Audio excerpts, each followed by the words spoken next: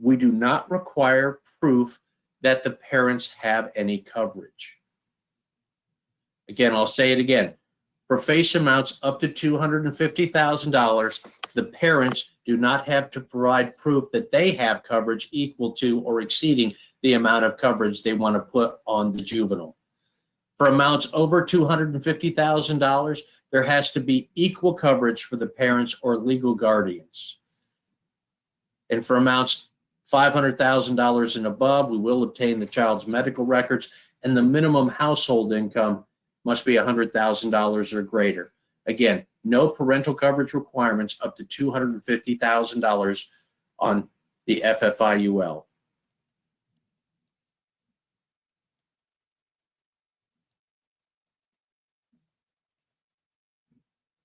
When transferring ownership to children, is the cash value of the IUL considered a gift? No, it's an exception to the transfer for value rule. You can, again, transfer ownership to an insured, get an exception to the transfer for value rule.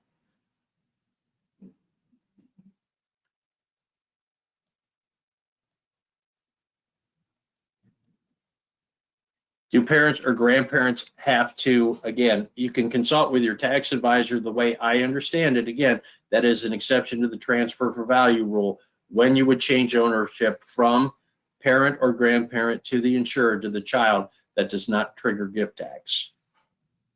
Somebody's asking, why wouldn't you do CVAD for a juvenile to build more cash value and death benefit? We are going to run illustrations, and we're going to show you what life insurance test, whether Guideline or CVAT, works better for those children. So please stay tuned. We're going to get to that in just a moment.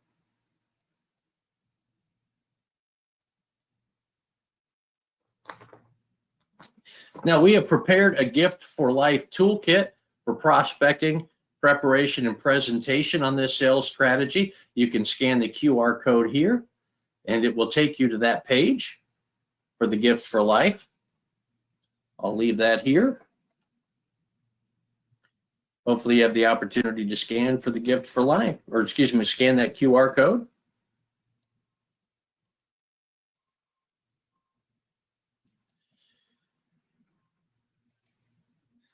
And again, regarding Transamerica, yes, over 100 years of helping families secure happy, healthier futures. Again, a top 5 rated company.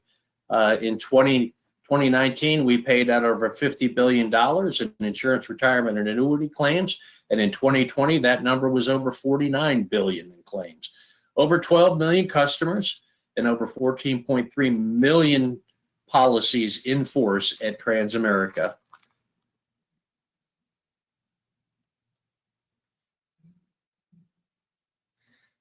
Again, we're going to show you illustrations of this gift for life strategy, but we would ask you please consider writing an FFIUL for your next children's life insurance application. It can help your clients build a lifetime of financial security for themselves and also help you build your business. Again, these policies and our juvenile guidelines in terms of coverage available in all states except Washington and New York. Obviously, we appreciate you joining us today. Now we're gonna switch gears and we're gonna look at running illustrations, an actual illustration using the juvenile policy. We'll see if there are any other questions.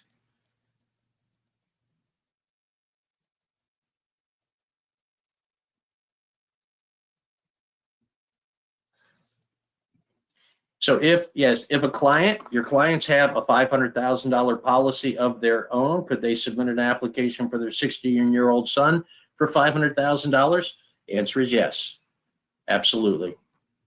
So here we are on the MyTransWare software platform. This is what we use to run quotes here at Transamerica. In the upper left-hand corner of the screen, you can see the producer section here. If you haven't already done this, you can go in here and enter your information as a producer.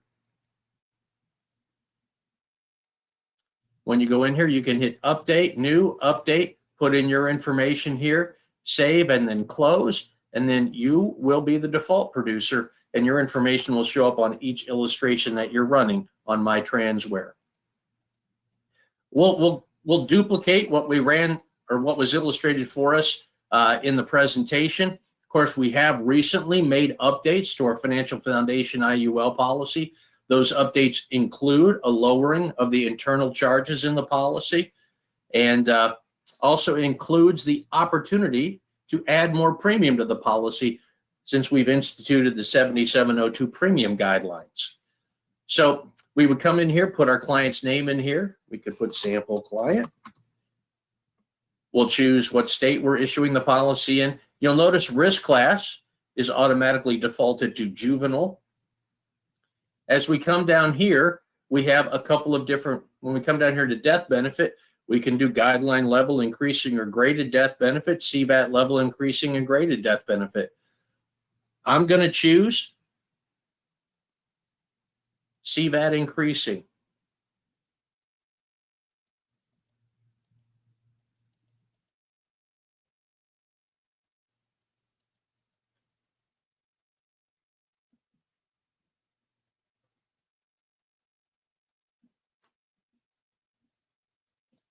And I'll answer the question. I'll answer the questions in the chat box as soon as we're finished. So CVAT increasing death benefit, premium solve.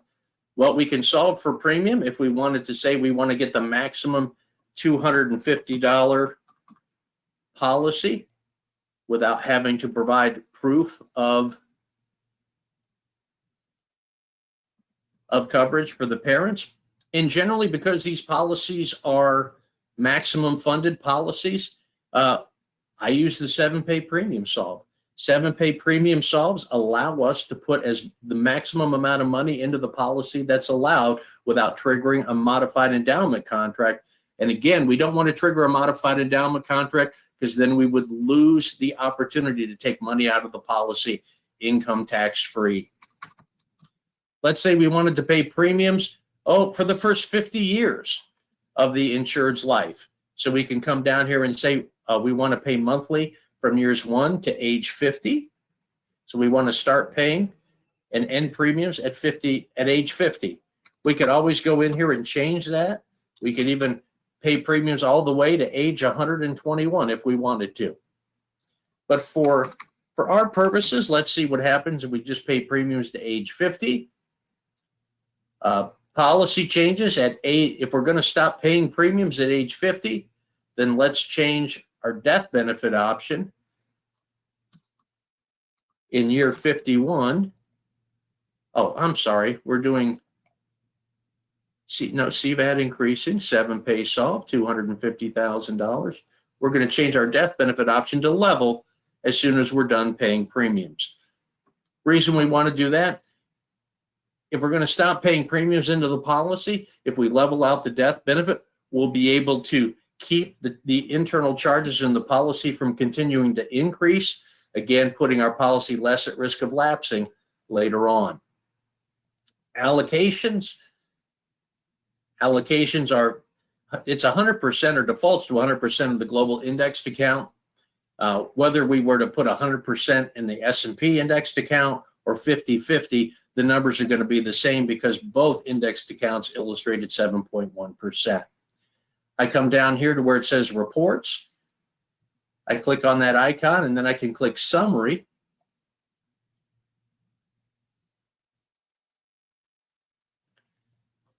And here we have a $250,000 policy.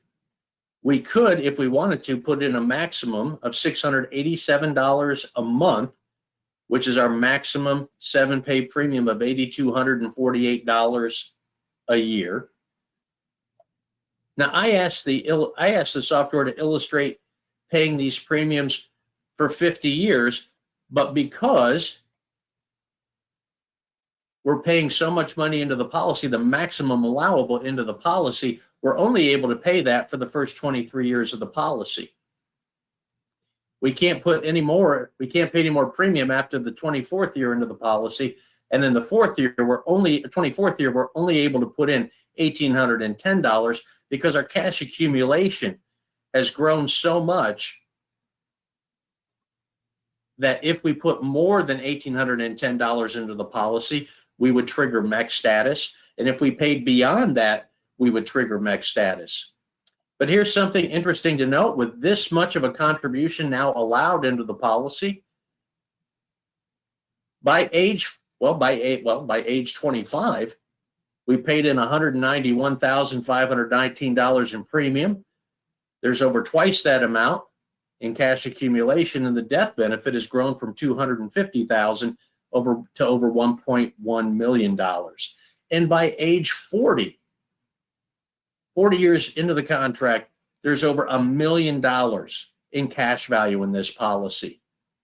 And that's available tax-free through loans and withdrawals. Now, we could also come down if you ever wanted to know, well, could you do the guideline increasing death benefit? Well, we could do that. But with the guideline increasing death benefit, we are limited now to only putting in $5,149 a year. And I'm going to change that right down here. I'm going to level out the premiums over the premium paying period, as opposed to putting in as much as possible every year. So we have a more consistent illustration. So here we're only able to put in $5,149 a year into the policy. Now we're able to put it in all 50 years, but we don't have quite the accumulation in the policy. But that's an option now.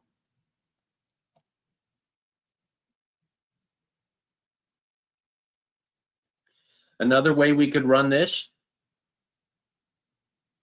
is to do the 7-pay face-off. And then depending on how much the clients wanted to contribute into the policy and for how long, we could put that premium amount in here, down here where the premium specific section of the quote illustration software is. So if we put $250 a month into the policy, what might that look like?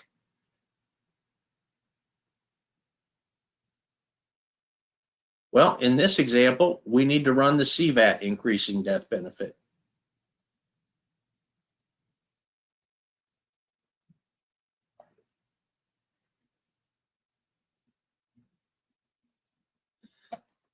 Here, for $250 a month in premium, we're able to put in, that's our maximum premium we're able to put in here, because we're right up to the 7-pay test. Our initial death benefit's only $91,000, but we're able to accumulate a lot of money into the policy quickly. Again, we're not able to pay all 50 years. We're just able to pay for 26 years, and in the 27th year, less than half of that amount. But looking at this policy, by age 57, we paid in just under $80,000 in premium, but there's over $1 million in cash value into this policy. By age 20, we paid in $60,000. There's almost $100,000 in cash value into this policy. By age 30, over $200,000 in cash value. And again, by age 57, over $1 million in cash value. So the takeaway, it's a great way to leverage dollars and provide a solid financial foundation for insureds, our younger insureds, juvenile policies. So let me go to the chat section and answer your questions.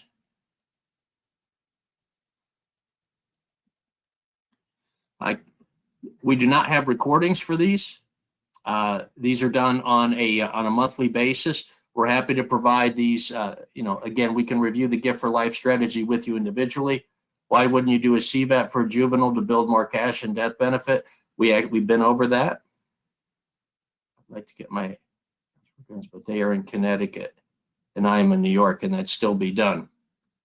Yes, if your clients are in Connecticut, the insureds are in Connecticut, you would have to be non-resident licensed in Connecticut, but you could still write the policies in Connecticut. Again, what's available in Connecticut, what is special about New York and Washington?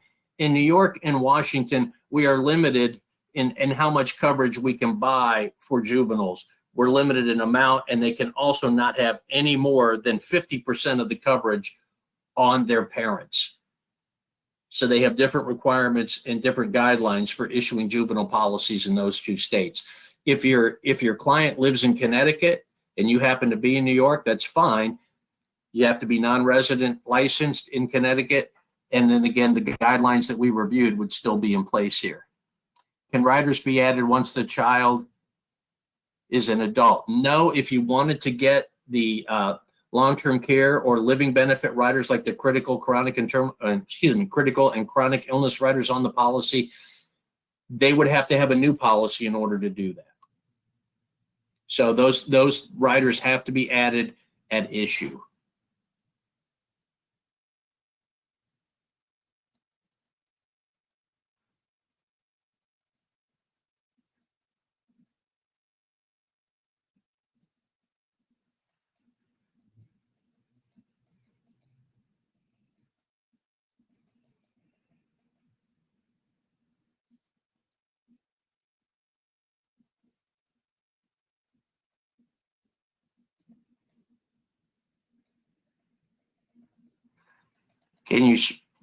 Somebody asked, when you switch between the CVAT increasing and guideline increasing premium option? I'm not sure what that question is, but we are limited to when we're running an illustration and we're choosing the guideline premium test as the life insurance test versus the cash value accumulation test, we are limited to the lesser of the 7-pay or guideline annual premiums. When we're doing the cash value accumulation test, when we do a CVAT test, you'll notice when we go and look at the summary, there is no guideline annual premium or guideline single premium number in there. We're only limited to the 7-pay premium.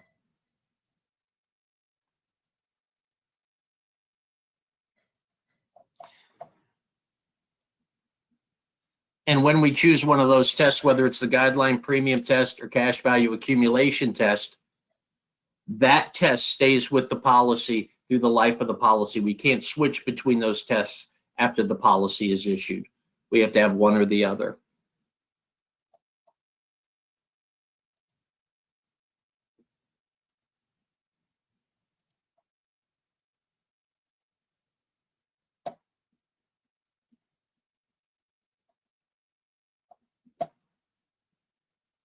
Seeing if there are any additional questions.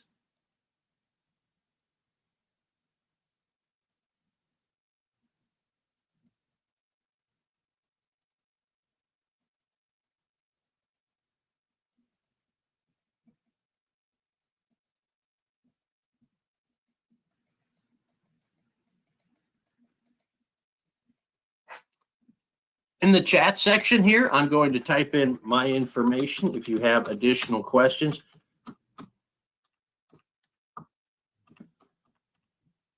Please feel free to give me a call, or you can email me at the email address I'm going to provide in the chat section.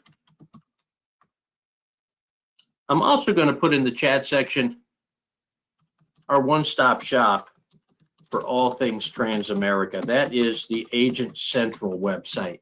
And this is where you can sign up for future webinars, where, again, we're going to be, and we consistently present this Give for Life strategy on a monthly basis. And we're happy to, again, review not only this strategy, but we'll also be going over a smarter IUL sales strategy in January. And we also provide training on a weekly basis where we review all of our product solutions, as well as how to run illustrations, how to submit business, and how to manage your in-force business as well. I'm going to check the chat for any additional questions.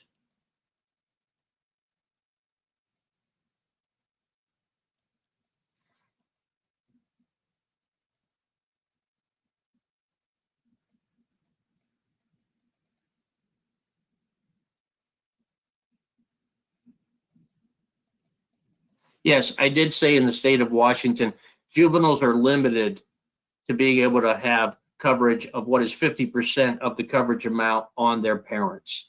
That's a Washington rule. It's also New York has that same guideline. So there are different rules in different states.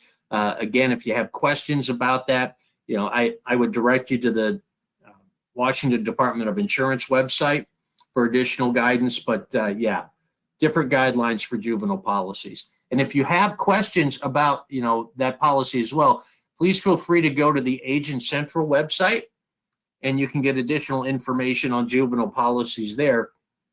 Feel free to go to the products page of the Agent Central website and look under not only agent materials, but also underwriting.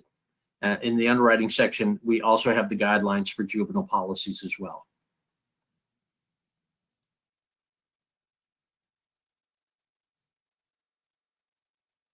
So again, my contact information is in the chat section. My name is Steve. Last name is Gregg, G-R-E-G-G. My phone number, 720-482-4875. I'll go ahead and give that again. It's 720-482-4875. Really appreciate you joining us today and learning more about this Gift for Life sales strategy to help out your clients and their children or grandchildren. Hope there's an opportunity to assist you with any questions about this sales strategy and any particular sales opportunities you have. And with that, we want to wish everyone a very happy and safe holiday season. And thank you for joining us today. And it is a pleasure to have the opportunity to make the presentation, and glad you were able to join us. But with that, we will end the webinar and the presentation, and hope everyone has a great day. Thank you.